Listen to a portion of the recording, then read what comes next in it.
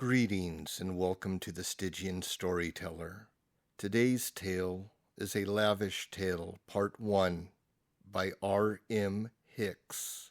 It is this way every morning, the birth of light rising up languidly like a bubble of air in a vial of oil.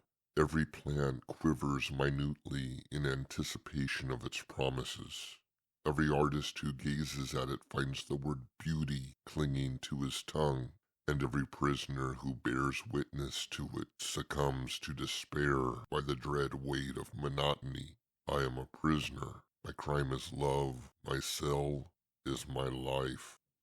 The infant sunrise was a golden seam between the darkness of the sea and sky. Warm gusts of air caromed off the toiling ocean and forced the mighty eagle, Wonderhorn, to brace himself against their currents. His talons tightened on the stone perch of the tower lest the winds push him catastrophically into the frail scaffolding used by the retainers. He pecked a side of beef out of a trough and gnawed on it a couple of times to squeeze the savory taste of blood throughout his mouth, then swallowed it whole. When the retainers cranked up another portion, Wonderhorn felt a twinge of disappointment, for it usually meant he'd be flying inland instead of out to sea. Out over the waters he was allowed to fish, hence a single serving on those days. Of course the retainers recommended against it, fishing that is, citing safety concerns and problems about wet leather straps and rusted buckles. But Wonderhorn's current companion loved the rush and swoop and the spray of water on his face. Usually those ordained to the regal order of cloud knights were older, stoic, passionless men.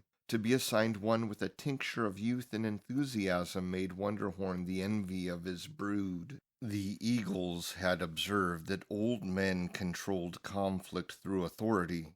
They watched battles from a surveyor's distance, shouting commands and implementing tactics. Young men, on the other hand, controlled conflict by fighting. Eagles lived for battle. Wonderhorn had his scars, covered over patches of permanently ruffled feathers, and he was proud of them. He licked a blood squirt off the sharp point of his beak and nodded his massive white head approvingly. The Cloud Knight, Sir Lavish Dn'Moore, watched the retainers hoist up the bronze-trimmed crown, a petal-shaped windshield, then returned his anxious contemplations toward the distant glimmering sea.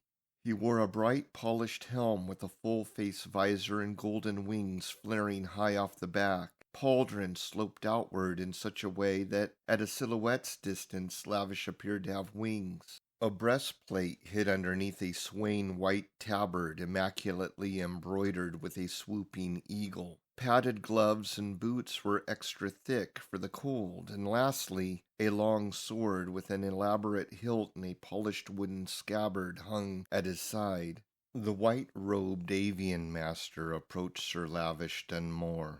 He performed a quick spin of the arms so that the hefty feathered cuffs of his robe wrapped once around. Then he bowed humbly, a silver ponytail brushing the ground. He presented the young knight with the rod of delinquency, and for the first time of his 5-year tenure, Lavish declined inspection of Wonderhorn. The avian master scrunched his bushy face in perplexity, then slackened with worry, for it occurred to him that in all his long years of service in the aviary, only thrice had he seen a cloud knight decline inspection. Knights relied on the pedantry of such customs. They were an integral part of discipline, and no knight survived without his discipline. It was his shield against fear, and without that shield how could they stand against the terrors out there?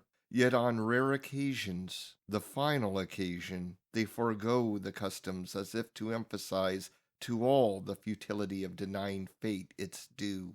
The avian master looked hard into Sir Dn'Moore's hazel eyes in hopes of ascertaining some clue as to his intentions. They were clear, emotionless, and blank as the entire focus of the man was inside himself. The external world was trivialized. A gleam from the magnificent hilt of his sword drew the avian master's attention. That sword was the subject of much rumor and conjecture, as it was the source of Lavish Dn'Moore's success and fame. The sword held many secrets, and none did Lavish betray. To see that sword, to see him wield it, was to bear witness to death. The avian master made an assumption that he felt in his heart he knew to be true, that Lavish would not be returning from this mysterious journey. Lavish scratched at his red beard, which had the effect of bringing him back to the present, and he started off to the scaffolding. He paused alongside Wonderhorn's massive head. Little red droplets from this morning's breakfast speckled the edges of his mouth.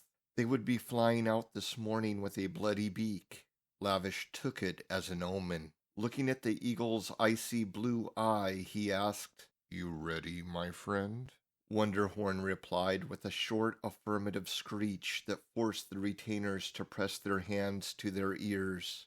They cranked away the catwalks as soon as Lavish buckled himself into the saddle. They lined up on the deck, feathered collars and long hair restless in the breeze, and Lavish performed a highly dramatic gesture. He unsheathed the sword he kept hidden from all eyes and saluted them. They gasped, seeing the brilliant blue gleam on the straight double-edged blade. Lavish and the sword disappeared as Wonderhorn backstepped off the perch. She only sleeps. I am always awake. When I embrace her, it suffers me, for I find in her only dreams, and the absence of her affection is the famine of my drought. They flew out to sea anyway. Wonderhorn heard Lavish issue a triple chirp from the whistle built into his helm. The command allowed the eagle to fly as fast and high as he pleased. His double heart sent a tingle up to his head and out to his wings. He squinted even though the membrane over his eyes deterred most of the wind pressure, for this was how they smiled. Mighty cinnamon-red wings stroked the air furiously, the gales of which had torn banners from their place, ripped roofs off houses, and sent men sprawling on their backs. Sir Lavish Dn'Moore held the sword high, straight and rigid. Its sharply honed sapphire blade brightened from exhilaration of the rapid ascent. In the stiff, constant pressure of wind his arm wearied, but he would not relent from portraying what he was shown.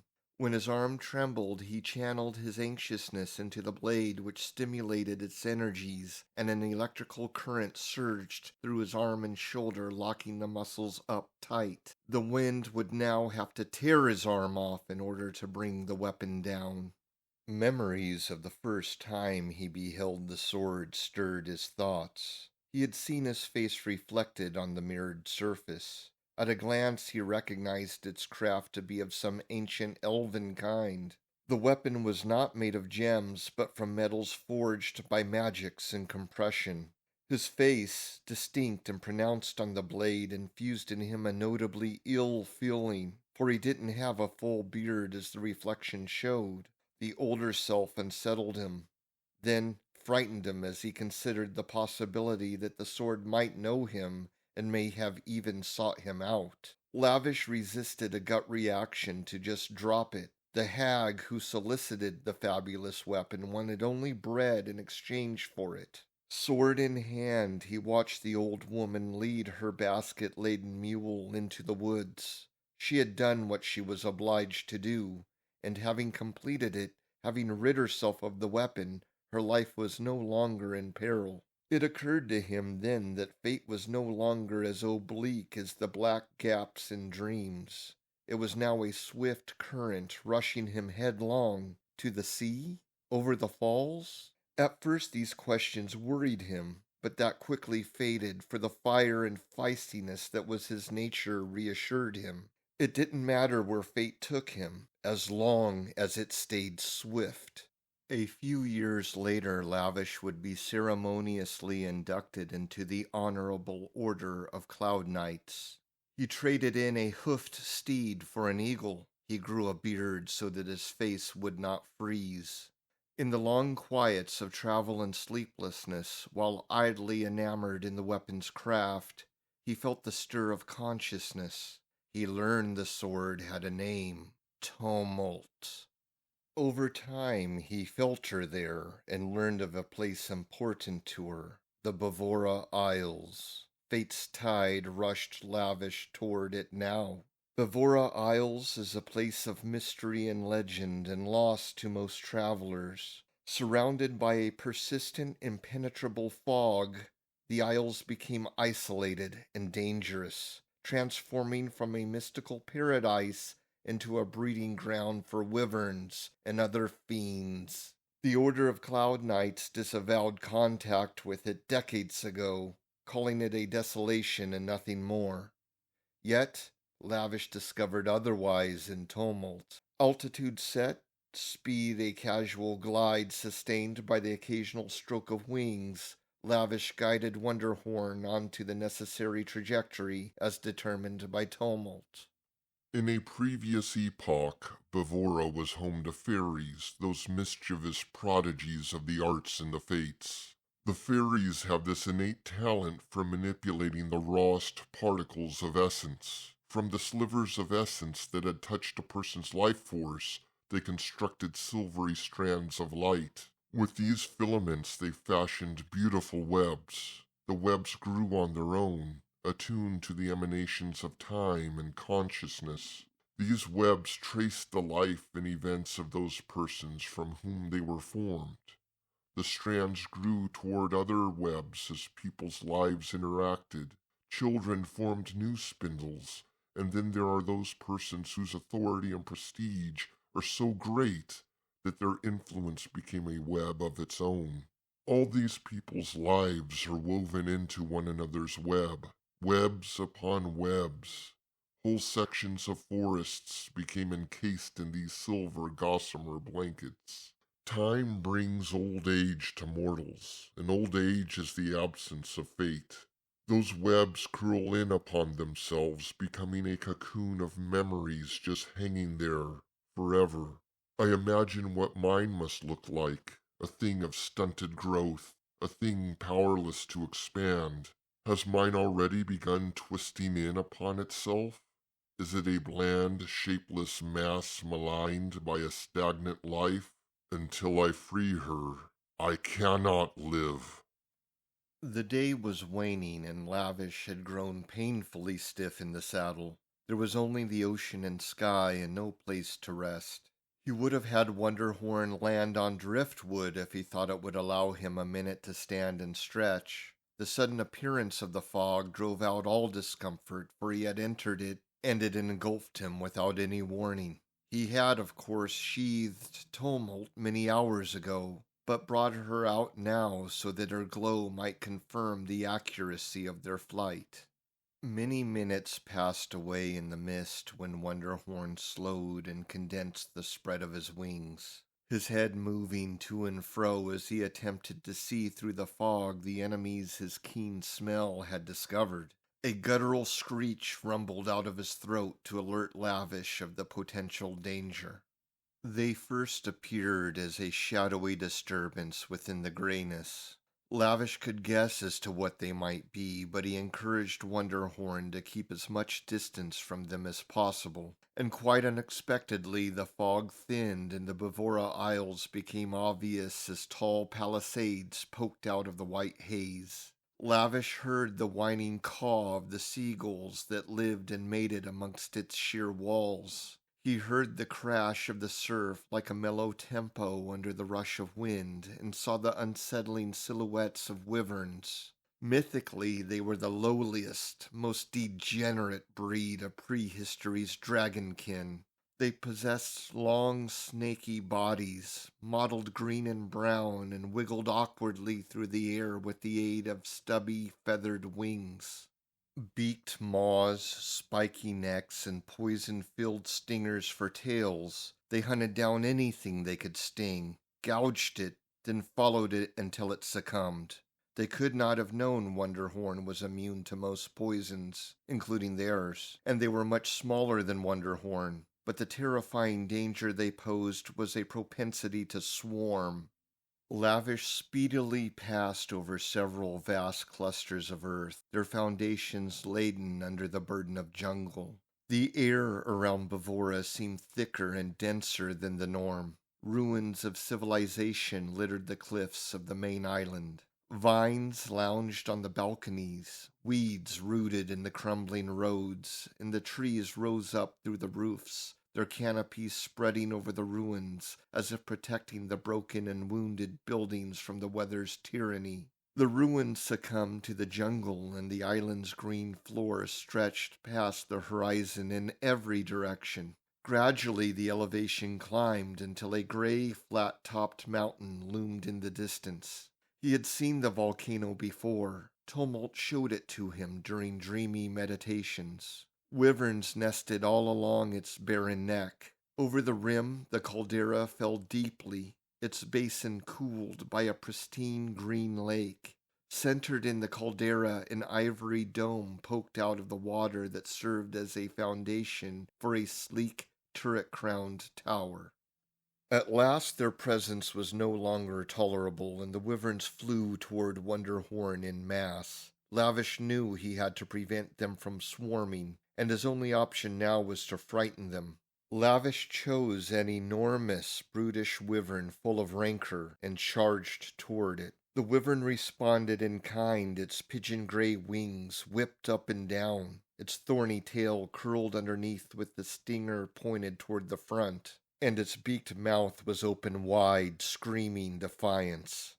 The bold wyvern suddenly thought differently of the situation, seeing the giant eagle coming down fast with talons out. It stopped screaming and started slowing, but it could neither stop nor change course fast enough. Wonderhorn swooped down upon it, ably snatching the head in his mouth and tearing it off. Gray feathers and spurts of blood littered the air while the body twisted and jerked in death spasms until splashing into the lake. Wonderhorn soared the volcano's rim, gnawing on his trophy. Blood flowed out the remnants of the neck, widening into brownish-red ribbons that trailed behind like some necromancer's macabre banner. I believe in fate. I know without a doubt that it exists. Unfortunately, the dreariness of a day dulls the luster of destiny. An unbroken chain of empty days sours all destinies into remorseful tragedies. The flavor of past victories flattens, and the burn of failure inflames. As such, tedium causes one to want to blaspheme against destiny, to repudiate and dispute its very existence. But it does exist, forever cemented and embalmed by premonition, by the perfect clairvoyance of intuition. To be specific, let your arrival serve as an example. I knew at once, through the tensions and heightened agitation of the wyvern, that their distress was your doing, Tumult, though it could have been anybody or anything. Storms, earthly tremors, migrations of sharks that deplete their favorite food, or even thieves and nightly fools with eyes lusting for glory and treasure. They come infrequently, but they do come. It could have been anyone, but I accepted premonition and knew it was you, for it has been the remembrance of you that has invaded my thoughts of late. I am glad you have come, Tumult, for you provide me with a needed distraction from the toils of loneliness. Ah, such memories we have had! If ever there was a nemesis of your equal, I know not who. Yes, you shall serve as an eager distraction, an outlet for my frustrations. We shall have many long engagements as I pull from you the knowledge of how you knew to find me here. And your host? I hope he is not important to you, because I am going to have to tear him from you, rip him from you like a fingernail out of a cuticle. His fate is my anger now. A deafening thunderclap shook the air with a ferocity that caused Wonderhorn to jerk. Lavish looked to the tower, expecting to see it broken or blasted to rubble. It was intact and encapsulated in a bubble. The wavering, unsteady translucence of the bubble reminded Lavish of a mirage caused by searing heat. At the epicenter, which was the top of the tower, a dark mass formed and began taking on a monstrous shape. The shadowy mass sprouted a long neck of corded muscle and a mane of ivory horns. 4 sinewy arms and 4 reptilian legs and a sleek tail that skimmed the lake's surface. A ferocious howl from the dragon dispersed the bubble, and a single swipe of the immense wings cast waves upon the lake and thrust it easily into the sky. It was so immense, so grand and frightening that Lavish's senses faltered. Everything sort of froze as though the magnitude of the image couldn't be actualized, as if his senses had gone into shock. Its size was too large to see all at once. The ancient dragon flew swiftly and smoothly. Its front wings, tapered and bony, retracted against its body, pumping the air back. The second pair, set further along the spine, were rounded and flapped downward in perfect synchronicity with the front. Its many eyes speckled on a dark knobby maw and glistened like polished black pearls. The pearls twitched and kept tumult in their focus as it pursued them. Wonderhorn flew in a broad upward spiral over the caldera, then angled down on a hard right, intent on testing the adversary's agility. Tumult's blue shine brightened to a glare as the intensity of the descent quickened, forcing Lavish to avert his eyes. Was this brilliance a manifestation of her excitement? He heard the grumble of an earthquake. It was the dragon's growl. Its head lurched on that taut neck and opened a mouth beset with rows of sharp teeth that careened toward Wonderhorn. The eagle quickly twisted, avoiding the snap of its maw. Lavish's heart paused in his chest, painfully so. At the same time, there was a loud electric crackle and blinding flash of light as Tumult discharged a magnificent plume of energy. Spots of afterglow and nausea confounded Lavish. When Wonderhorn swooped in a new direction, he lost all orientation. Tumult's blast had the effect of knocking the dragon out of the air, causing it to collide against the wall of the caldera. The gray dust of the impact continued to billow up as it clung there, straining its head to find where they went. Its many eyes blinked and winced, blinded by the liquid black rivulets that dripped from a sizzling wound in its face. Wonderhorn zipped up along the flank of the dragon, then ably looped downward in a remarkable display of acrobatics, and raked his talons on a wing. The dragon's head righted stiffly, its chest expanded, sucking in air, and it trumpeted out its pain in a concussive roar that hit Wonderhorn with a wall of sound. The roar physically pushed Wonderhorn down, causing him to splash against the lake. After a brief struggle for control, Wonderhorn lifted up off the water and circled around the base of the tower to gain momentum while the dragon flew up to a position above them. The dragon seemed preoccupied, sucking in huge gulps of air, and the opportunity was not missed by Wonderhorn, who hastened toward the blue ceiling, streaking past the dragon and out of the caldera. Acceleration and gravity pinned Lavish to the saddle. He felt more than he heard a grumble building up from behind them and wrenched his head around over his shoulder. He expected to see the dragon. Instead, he saw a meteoric ball of flame lurching toward them. "Dive!" Lavish screamed. Wind slammed his words back into his face, yet Wonderhorn heard him clearly enough and did exactly as Lavish commanded. He tucked his wings, shifted and stiffened the tail, and they swung down and forward.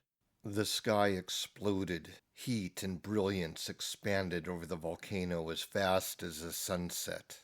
Wonderhorn flapped but continued to fall. His wings found no substance, as if all the air had been burned up. Finally, his wings gripped the wind before the trees broke their fall. Lavish could smell the heated metal of his helm and the eagle's burnt feathers. He was ready to go back. This opponent wasn't his for the taking. Maybe not even the whole order of Cloud Knights could defeat this foe. It was possible some of them even knew it was here, and that's why they stayed away. Then Tumult hummed with static fervor. Apparently she wasn't done, and neither was Wonderhorn. They circled wide, keeping just above the jungle canopy.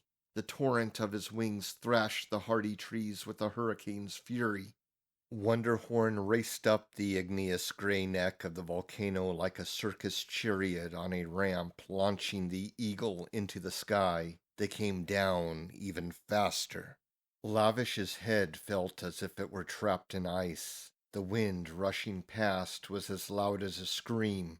He felt something wet smear across his cheek. Was it blood? An intense sensation of heat made him think the dragon was exhaling another inferno, but he did not have the wherewithal to know for sure.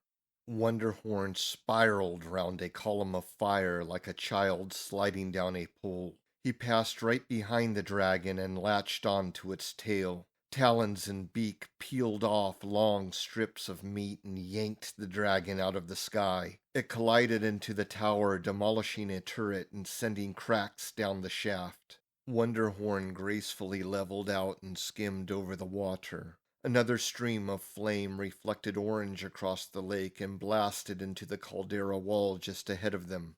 It splashed like spurting lava, and there was no way to avoid it.